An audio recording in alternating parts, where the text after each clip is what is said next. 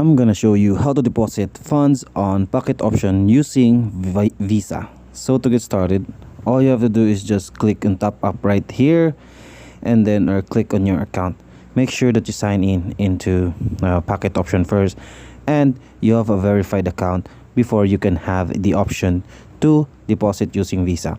So from here, all you have to do is to go to your account and then click on deposit. And then once you click on deposit, it will just redirect you to a account top up page. And then when you scroll down, all you can do, or you can see there all the top up options, which is from to USDT to Gcash, Paymaya, or whatever. So since we are using Visa, so we're gonna click on Visa.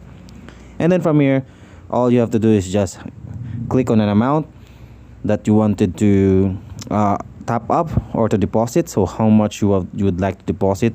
Also, there's a feature if you like exceed around $500, they will give you a gift if you exceed more than 500, and they will give you more if you exceed more than that.